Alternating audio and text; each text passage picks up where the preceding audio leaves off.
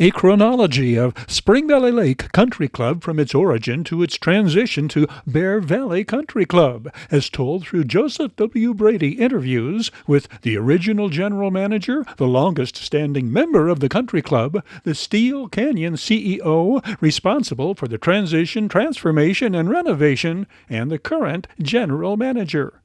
Terry, I think this is more than a monumental meeting. It's something that started a long time ago with a conversation with Steve Dahl down here, who him and his lovely wife Karen come to the country club every single morning to swim, and he told me that he was the original tennis pro here, and my longtime friend and mentor Robert Bob Shear, who is a kingpin. I mean, really set the table for people like me to start real estate on up here, and I hung my broker's license with him 35 years ago. And then accidentally I had an 18-minute phone call one day on December 28th of 2021, late in the afternoon, when I finished in my garage with this nice gentleman here, Larry Taylor of Steele Canyon, who's become a dear friend.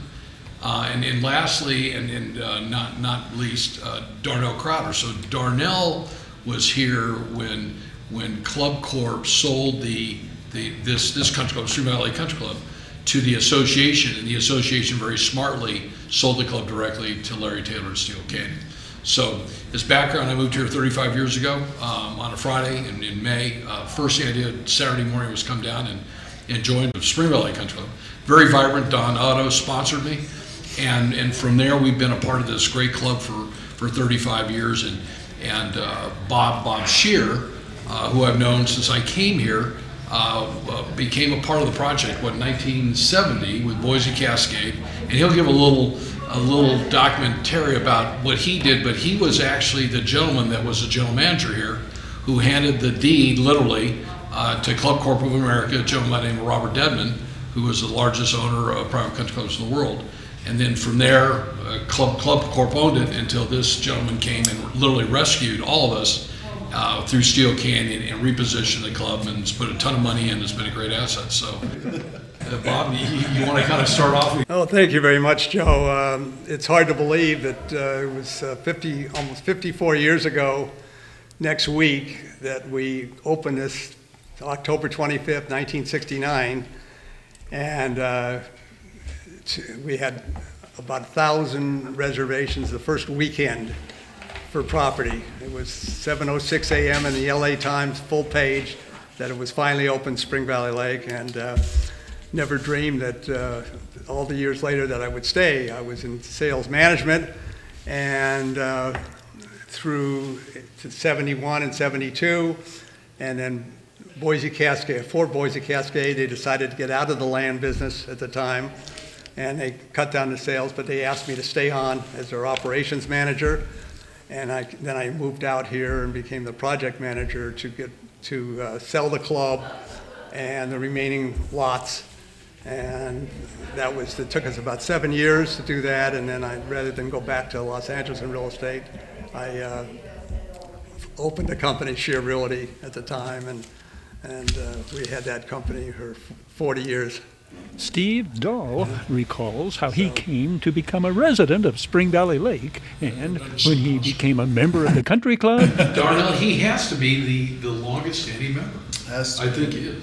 Sure. And then the club's first tennis pro. I came down, I was looking at the house where we live now. I was just looking at the house being constructed.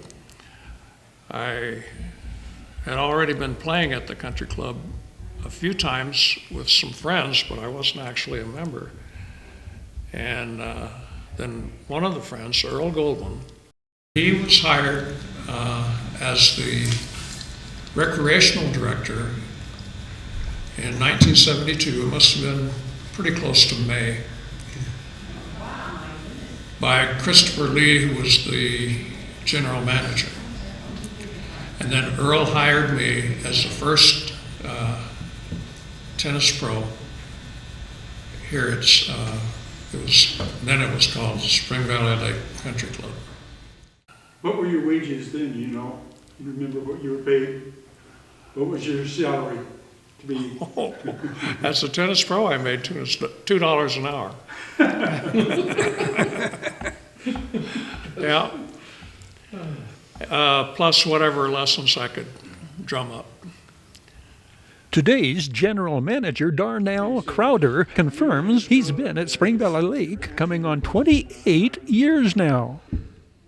Correct, Joe. I've been in Spring Valley Lake actually since about '95. I moved up here from the LA area for high school, so I've seen this place for years. As a member and now an employee combined, I've been around for about 10, 11 years around this club, so I've seen a lot. Seen a lot of trees disappear between nature and chainsaw, and seen a lot of the course really improve over the years. And one of the biggest things I'll say, and not to talk bad about Club Court or Invited as they're called now, but really I could tell, and I think most members would agree with me, that this place was really almost a zombie country club, if I could kind of equate it that way. We were just existing. There was no real finances behind it. There wasn't much there. We were just existing, and that's how Club Corp operated. They're an investment company, and so in investment terms, we weren't bringing much to that bottom line. So they weren't pumping much money into us because they weren't getting much money out. And so coming along, and Larry Taylor and Steele coming along, what was such a breath of fresh air, almost resuscitated the club as far as energy, life, and everything into the club. And he could probably go into more details, but just reinvigorated the course itself, brought it to life, added some definition to the course. The greens are by far the best in the high desert, getting the course back to a top-notch course versus just a golf course.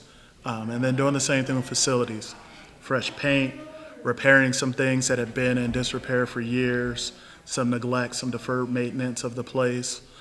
So it's really done a lot to really bring the club back to life. And in doing so, hopefully I'm not stealing his thunder, but he really had that field of dreams mentality in that if you build it, they'll come. And our membership was way down during the sale, and it's gone way up since the club has been sold and since Steele has put the money into the club. So seeing that happen, and Joe, I'm gonna give you credit too. Having been a coach at Bvcc, I see how this new regime, new president has breathed similar life into Bvcc, doing the same thing, upgrading facilities, doing things, putting that pride back in the place. And when you put the pride in, people take pride, and thus they'll reinvest themselves. And so I think your college attendance are up, your sports are up, and so the same thing's happening here is Steele came in, put some pride and everything back in this place. And so our numbers are up as well versus Club Corp and that previous regime. So love what I see, and hopefully many more good things to come. Never did I think when I walked into Bermuda Dunes Country Club to play golf with Captain Lobo, a very well-known member at Bermuda Dunes, on December 22nd of 2021, did I ever believe that we would ever see what we did. So I played golf, and we were having lunch, and I asked him about the membership at Bermuda Dunes.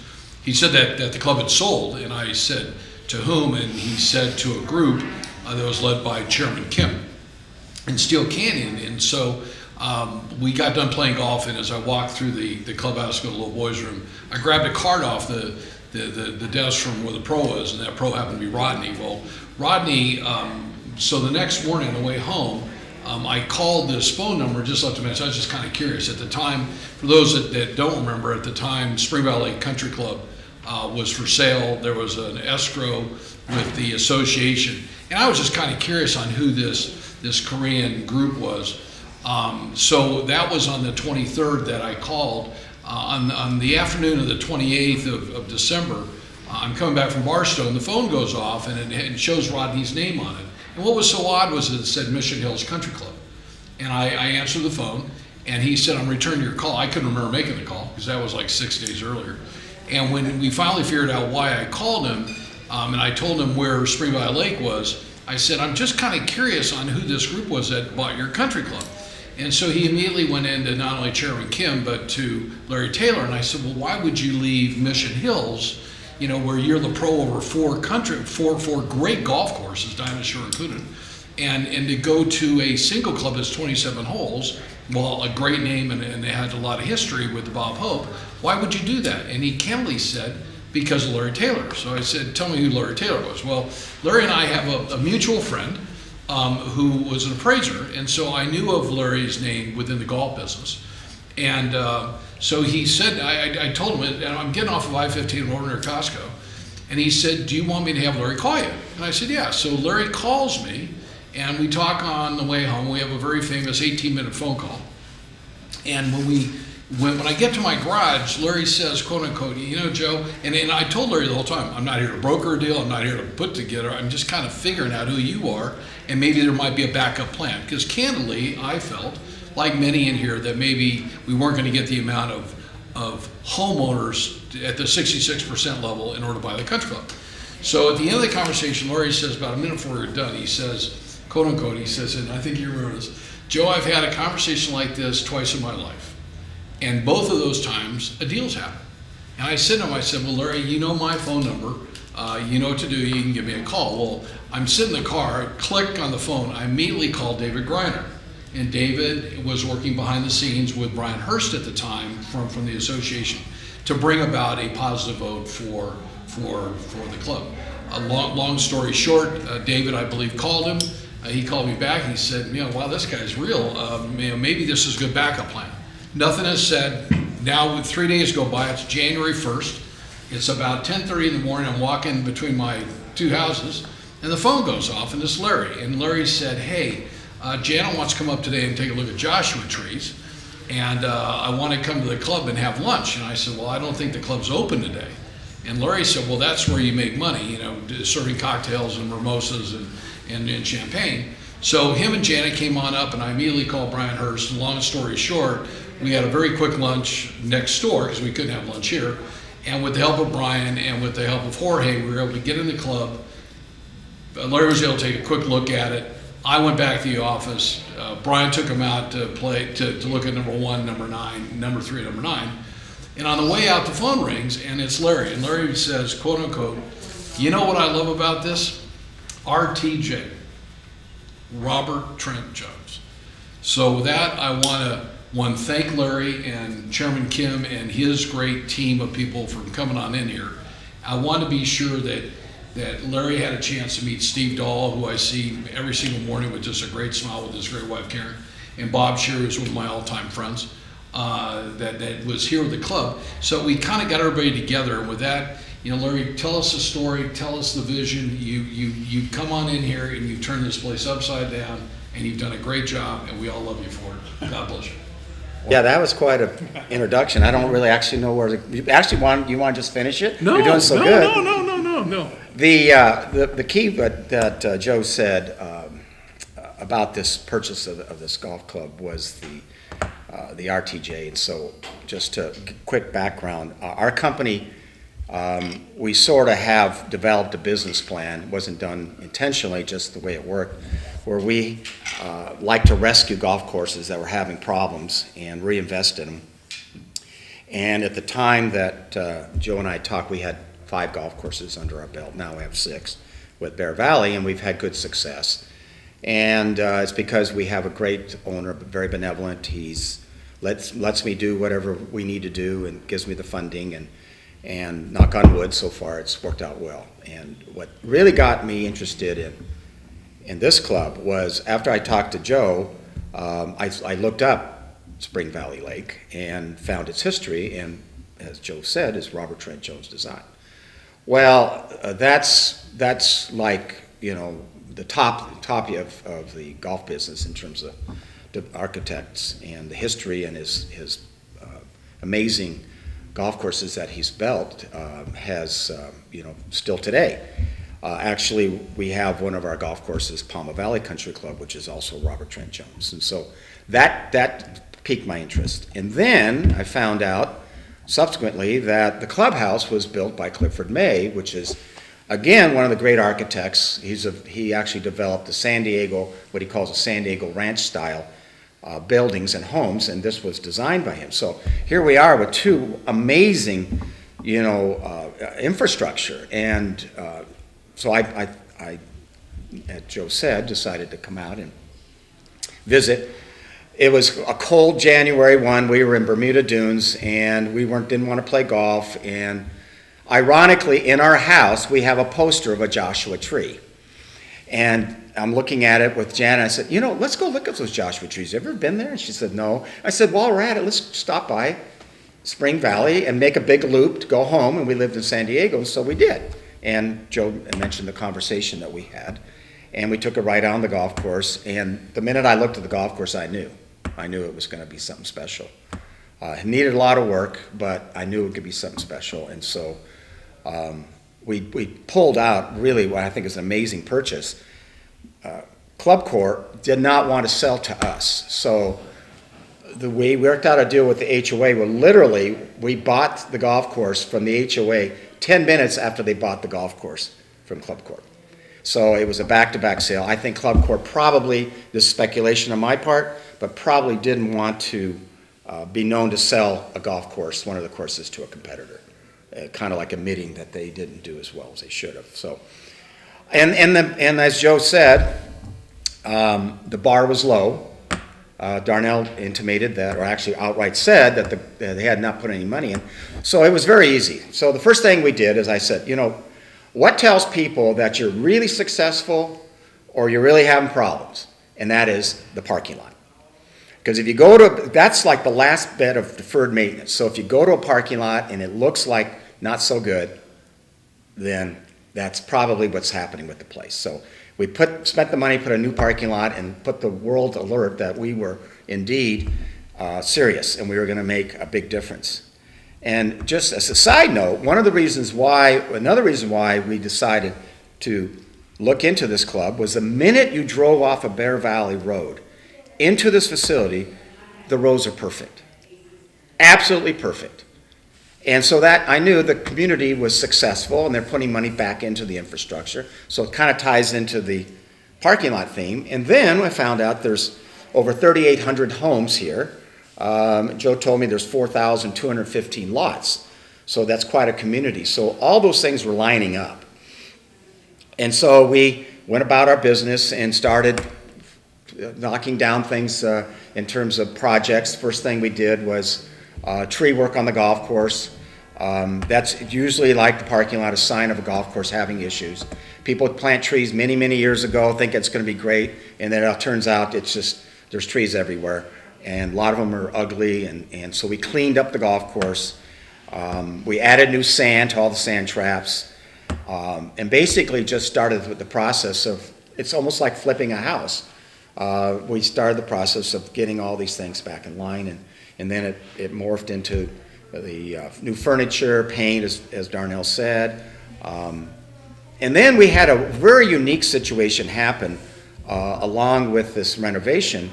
Robert Trent Jones Jr., who I mentioned earlier, he was in business with his father, Robert Trent Jones Sr., and both equally are significant in the golf business. And Robert Trent Jones Jr.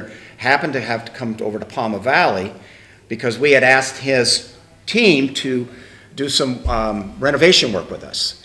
And so this was in the infancy of Spring Valley. This was in the springtime. And I mentioned to him that we just bought Spring Valley, and he hadn't planned on coming here. He went to Palm Valley. He was supposed to go back the next day. We were having dinner that night, and he kind of nudges at me. Excuse me, Bobby. Kind of nudges at me. He says, "Larry, I'd like to go up to Spring Valley Lake. Can we do that?" I go, "Yeah, you can. We can." So it turned out this is one of his first courses he did by himself. So he was very interested in seeing it, and so we drove up here, and it was interesting because he's walking in, and there's a lot of members that are here, and they like looking, "Who's that?" And I said, "Yes, that's Robert Trent Jones Jr." It's kind of like a pope coming into a local Catholic church. It's like, what happened? Unannounced. So he wanted to drive around the course, and so we got basically a kind of a free visit from him in terms of recommendations, and everything we were doing at Palma Valley we needed to do here. So it was sort of like reprise. And he said, Larry, you need to take those trees out, take that out. Oh, I remember this hole. It was this way instead of this way. And so we took his advice, and we basically springboarded that into the second renovation. And here we are today with great leadership from Darnell, which I must say, when we took over, we talked to all the managers, the superintendent, and the only one that I felt confidence in was Darnell. And I felt like, okay, this is the guy that's going to lead. And subsequently, we found a new superintendent, and we've hired some other new people, and we've got a great team on board. And as Darnell said earlier, without being hokey, you just build it and they'll come, and that's what we did. I told our membership chairman, she said, well, we want to go to the, I want to put ads in the newspaper, and I want to go to the Chamber of Commerce. I said, stop. That's not what you want to present to the world. We want the world to know that we're not looking for people. We're good enough that they're going to come see us. And that's the best form of advertising. The minute you put an advertising in the local paper that you got green fees, 2 for 1 or whatever, you're telling the world that you're having problems. And so I said, our membership budget is zero. Our membership budget money is in the golf course. We put it in the golf course and in the clubhouse. And the word will get around, don't worry. And it's happened. I think we've probably sold 200 new members, Darnell, would you say, since we started? Over 200. Yeah, so that's in a nutshell what's happened. How much have you invested in here? I've heard $1.5 million. Yeah, that's close. The problem, it could be even higher, but we make a lot of investments that you don't put on the books, like new dishes and silverware, and we didn't really have anything, pots and pans. Kitchen equipment, all kind of new burners for so the food stays warm. So all those, I would say close to $2 million we've invested, and it's been well worth it. It's been a fun ride, and I'm really happy to see the results. Well, it was interesting. When I became the project manager here, and you mentioned Chris Lee was the club manager, and he was working, we hired him, and he was running the club. Well, he transferred to another club, and then Club Corp called and said, would you manage the club also, even though I was doing the project? And I said, well, I'm not in the club. So anyway, I did come in and run the club when they took it over, and we didn't know at the time, because they were so successful back in 1975 with all their different clubs, that years later, when they started neglecting, it was a disappointment for me. And I stayed until I said, well, I'll stay until we can hire a club manager, and then I want to go back into real estate, which was where I started. But it was disappointing that we didn't get the backing. We were like a second nature. That club was not producing income, like you said, Darnell. And so we're not gonna put any money into it. So we still had a big, when the club went private, when Club Corp took, and we decided to go private because we had people from the outside joining, then we boomed like we had a lot of members come in 1975, and so it was running pretty well for a while. It wasn't making a profit, but and then when we made the sale to Club Corp, we didn't ask for any money, but it was they would pay us back once they started making some money. But it's great to see what's happened now. It was really nice to get out there, because the club maintenance, the golf course maintenance, was the last time I came out and played a few years ago on the course. I said, well, this isn't right, what's happening. So it was nice when Steele Corporation came in, and with the trees and the views and the maintenance. So it was really a pleasure for me to see what's been done here. It's been great. Like I said, I joined initially as a member myself right around 2010. I joined the club, and the biggest thing I can really put out there was I was initially intimidated by the country club, in that country clubs have this connotation and perception that it's very uptight and not family friendly, more just for the guys to go golf and that's it. And so coming here, realizing it's not just that was big in 2010, but one of the biggest things Larry really injected into the club, aside from the finances and the care, is that he wanted the whole family to be there. He wanted everyone to feel welcome at the club. And this club has so many amenities, from pool, tennis, pickleball, golf, restaurant, everything, that we weren't really tapping into. And so one of the things that really sticks out to me was getting women into golf. We came up with a sip and swing program where ladies could get free lessons, have some wine, enjoy each other, enjoy the game of golf, and really try to grow the game of golf. On top of that, he had a family fun day where we did a barbecue out here by the putting green, and I think we had 144 golfers for a family fun day tournament, which we had about a $25,000 hole-in-one prize available. Some different things where families are welcome, and that's something that we really continue to try to drive home. Families are welcome. It's not just dad goes to golf and that's the country club membership. It's top to bottom, dad, wife, daughter, son, everyone has something to do here, whether it's our kid triathlons, our sip and swing for the ladies, kids craft nights, and then of course the golf course and golf tournaments. So it's really been nice to have that family fun center type feel as well to the country club, and not uptight feel around the club. So he's done a great job with that as well. Well, my real final comment, and I hadn't mentioned this earlier, is the HOA and our goal as a golf course owner to be equal to such a fantastic, amazing amenity, which is that lake. I mean, I bring people up here, they had no idea. I mean, it's a mile long, and there's all kinds of activity, fishing and skiing and wakeboarding and all those things. And I finally feel like the golf course is equal to the lake in terms of its amenity and what a great asset is to the community. And I think with that partnership moving forward, I think the future is bright for the golf club and for Spring Valley Lake community, and we want to just continue being a part of it and contribute to wherever we can. You know, we're continually looking at ways to improve the course.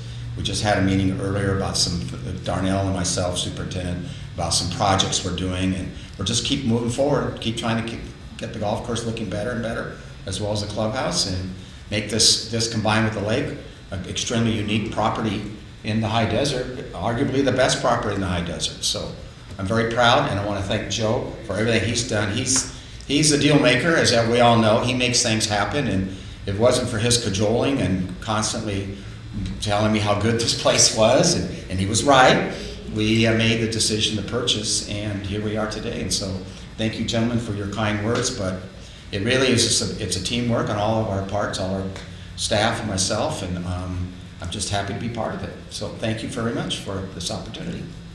It really took, I think, Larry's vision to come on in here and to right size it. But I think, a big thank you goes to the association board, to David Griner, who was just absolutely instrumental with Brian Hurst in making this happen. There were a lot of moving parts at the time that Larry came on in here.